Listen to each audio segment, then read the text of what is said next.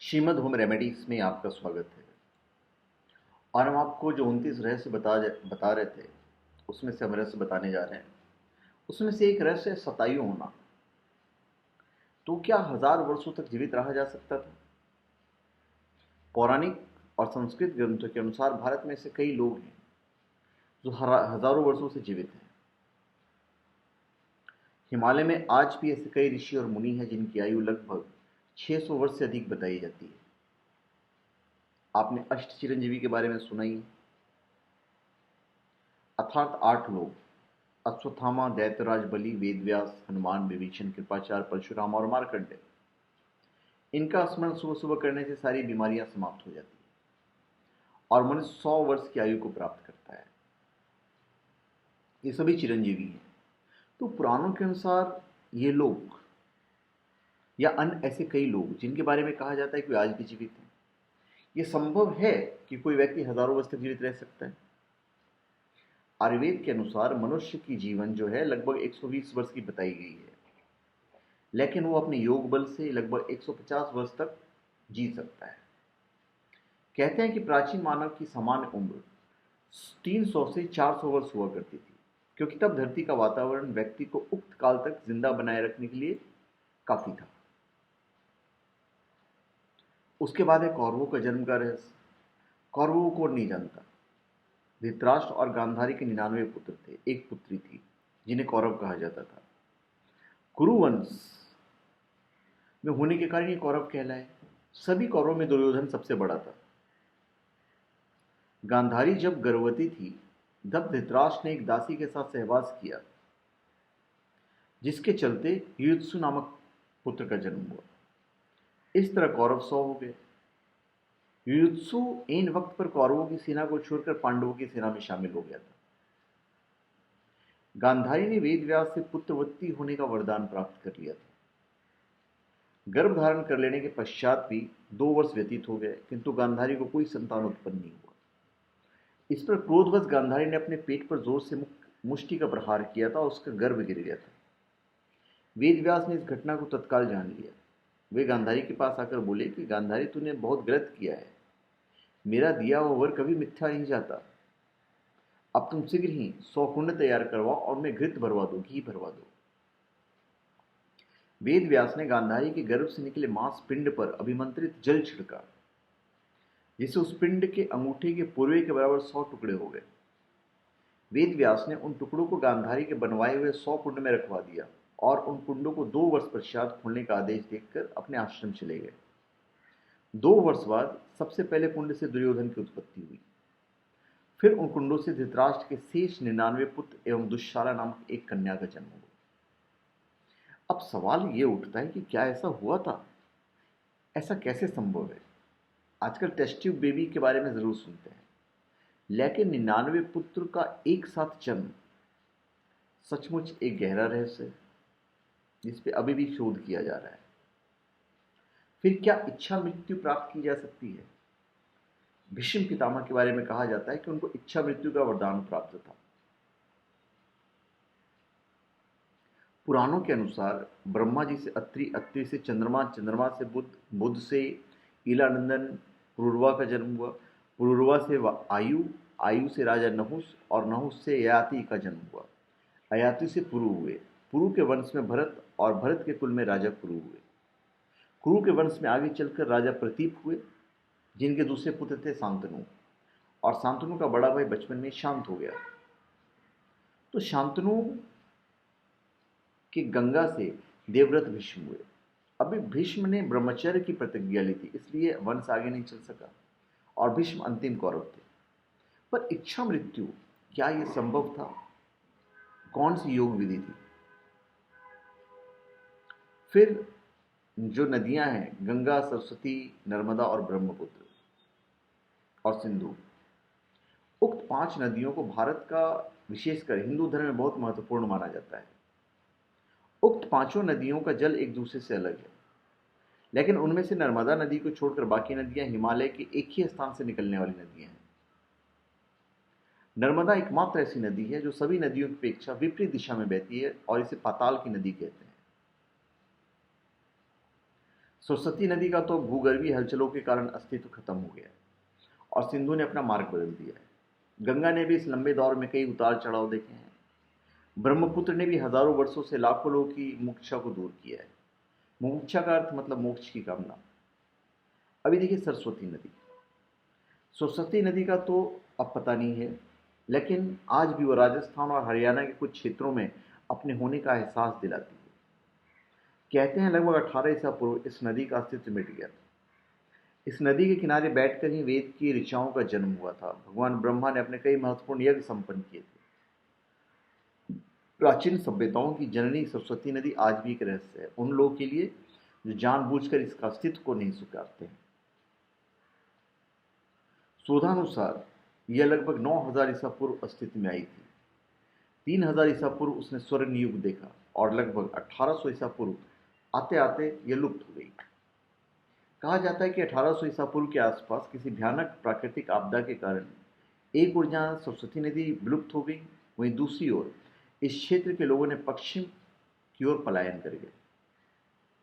पुरातत्ववेत्ता Mesopotamia का सबसे प्राचीन बताते हैं, लेकिन अभी सरस्वती सभ्यता पर शोध किए जाने की आवश्यकता है। गंगा नदी का पानी आज भी रहस्य बना हुआ है। एक रहस्य है कि आखिरकार गंगा नदी का पानी क्यों नहीं सड़ता है। हालांकि वैज्ञानिक बताते हैं कि इस नदी में 3 तरह के ऐसे बैक्टीरिया पाए जाते हैं जो अन्य रूप तरह के बैक्टीरिया को खा जाते हैं, जिसके चलते इसका पानी सड़ता नहीं है। मान्यता अनुसार यह भारत की सबसे पवित्र और रहस्यमय नदी है। इसे राम के वंशज राजा भागीरथी ने स्वर्ग से नीचे उतारा था।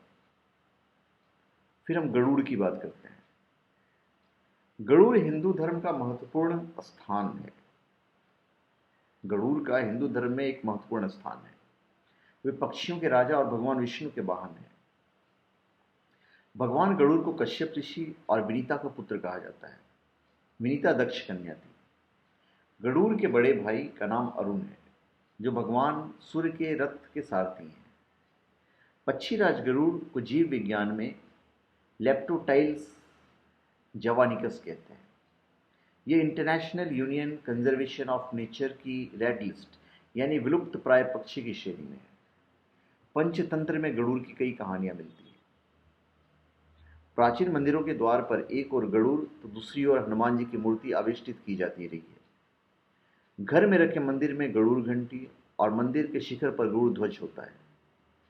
गरुड़ नाम से एक व्रत भी है। गरुड़ नाम से एक पुराण भी है। भगवान गरुड़ को विनायक, गुरुत्मत, तार्क्ष, वैनित्य, नागांतक, विष्णुव्रत, खगेश्वर, सुपर्ण और पन्नगाशन नाम से भी जाना जाता है। अब सवाल ये उठता है कि क्या कभी पक्षी मानव हुआ करते थे? पुराणों में भगवान गरुड़ के पराक्रम के बारे में कई कथाओं का वर्णन मिलता है। उन्हें देवताओं से युद्ध करके उनसे अमृत कलश छीन लिया था। उन्हें भगवान राम को नागपाश से मुक्त करवाया था। उन्हें उनकी शक्ति पर बड़ा घमंड हो गया था, लेकिन हनुमान जी ने उनका घमंड चूर चूर कर दिया था। गरुड़ हिंदू धर्म के साथ साथ बौद्ध धर्म में महत्वपूर्ण पक्षी माना गया है। बौद्ध ग्रंथ के अनुसार गरुड़ को सुपर्ण, अच्छे पंख वाला, कहा गया है। जातक कथाओं में गरुड़ के बारे में कई कहानियां हैं। गुप्त काल के शासकों का प्रतीक चिन्ह भी गरुड़ ही था। कर्नाटक के होयसल शासकों का भी प्रतीक गरुड़ था। अमेरिका और इंडोनेशिया का राष्ट्रीय पक्षी गरुड़ है। चेन्नई से 60 किलोमीटर दूर एक तीर्थ स्थल है जिसे पक्षी तीर्थ कहा जाता है। यह तीर्थ स्थल वेदगिरी पर्वत के ऊपर है। कई सदियों से दोपहर के वक्त गरुड़ का जोड़ा सुदूर आकाश में उड़ता रहता है और फिर मंदिर के पुजारी द्वारा दिए गए खादान को ग्रहण करके वापस लौट जाता है। सैकड़ों लोग उनका दर्शन करने के लिए आज भी पहले से उपस्थित रहते हैं। वहां के पुजारी के मुताबिक सतयुग में ब्रह्मा के 8 मानस पुत्र शिव के हिसाब से गरुड़ बन गए थे। उनमें से 2 सतयुग के अंत में, 2 त्रेता के अंत में, 2 द्वापर के अंत में शाप से मुक्त हो चुके हैं। कहा जाता है कि अब 2 बचे हैं, वो कलयुग के अंत में मुक्त होंगे। तो उसका भी जो रहस्य है गरुड़ का, आज तक समझ में नहीं आया। फिर स्वर्ण बनाने की विधि। कहते हैं कि प्राचीन भारत के लोग स्वर्ण बनाने की विधि जानते थे। वे पारद आदि को किसी विशेष मिश्रण में मिलाकर स्वर्ण बना देते थे। लेकिन क्या यह सच है? यह आज भी एक रहस्य है। कहा तो यही जाता है कि हिमालय में पारस नाम का एक सफ़ेद पत्थर पाया जाता है, जिसे यदि लोहे से छुआ दिया जाए तो लोहा स्वर्ण में बदल जाता है। पारे, जड़ी वनस्पतियों और रसायनों से सोने का निर्माण करने की विधि के बारे में ग्रंथों में उल्लेख मिलता है। प्राचीन काल में सोना बनाने की एक रहस्यमयी विद्या थी। कहीं ऐसा तो नहीं कि इसी कारण बगैर किसी खनन के बावजूद भारत के पास अपार मात्रा में सोना था। आखिर ये सोना आया कहाँ से था? मंदिरों में टनों सोना रखा रहता था, सोने के रथ बनाए जाते थे और प्राचीन राजा महाराजा स्वर्ण आभूषण से लदे रहते थे। कहते हैं कि बिहार की सोनगिर गुफा में लाखों टन सोना आज भी रखा हुआ है। प्रभुदेवा, वेलाचार्य, इंद्रुम्न, रत्नघोष, नागार्जुन के बारे में कहा जाता है कि पारस से सोना बनाने की विधि जानते थे। कहा जाता है कि नागार्जुन द्वारा लिखित बहुत ही चर्चित ग्रंथ रत्न रत्नाकर में एक जगह पर रोचक वर्णन है, जिसमें शालीवाहन और वट यक्षिणी के बीच संवाद हुआ था। इसमें पता चलता है कि उस काल में सोना बनाया जाता था। संवाद इस प्रकार है कि शालीवाहन यक्षिणी से कहता है कि हे देवी, मैंने स्वर्ण और रत्न तुझ पर निछावर की, अब मुझे आदेश दो। शालीवाहन की बात सुनकर यक्षिणी कहती है कि मैं तुझसे प्रसन्न हूं, मैं तुझे ये विधियां बताऊंगी जिनको मांडव्य ने सिद्ध किया है। मैं तुम्हें ऐसे ऐसे योग बताऊंगी जिनसे सिद्ध किए हुए पारे से तांबा और शीशा जैसी धातुएं सोने में बदल जाती हैं। एक किस्से के बारे में खूब चर्चा की जाती है कि विक्रमादित्य के राज्य में रहने वाले व्याडी नामक एक व्यक्ति ने सोना बनाने की विधि जानने के लिए अपनी सारी जिंदगी बर्बाद कर दी। ऐसी एक किस्सा तारबीज और हेनबीज का भी है। कहा जाता है कि ये वे पदार्थ हैं जिनसे किमियागर लोग सामान्य पदार्थों से चांदी और सोने का निर्माण कर लिया करते थे। इस विद्या को हेमवती विद्या के नाम से जाना जाता है। वर्तमान युग में कहा जाता है कि पंजाब के कृष्णपाल जी शर्मा को पारस से सोना बनाने की विधि याद थी।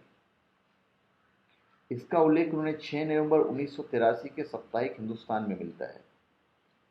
पत्रिका के अनुसार 1942 में पंजाब के कृष्णपाल शर्मा ने ऋषिकेश में पारे के द्वारा लगभग 100 तोला सोना बनाकर रख दिया था। कहते हैं कि उस समय वहां पर महात्मा गांधी, उनके सचिव महादेव भाई देसाई और युगल किशोर बिरला आदि उपस्थित थे और इस घटना का वर्णन बिरला मंदिर में लिखे शिलालेख से मिलता है। हालांकि इस बात में कितनी सच्चाई हम नहीं जानते हैं, और सोने बनाने की जो विधि है इसके बारे में आज भी रहस्य बना हुआ है। तो धन्यवाद। आप हमारे चैनल पर सब्सक्राइब करें और अपने कमेंट दीजिए। धन्यवाद।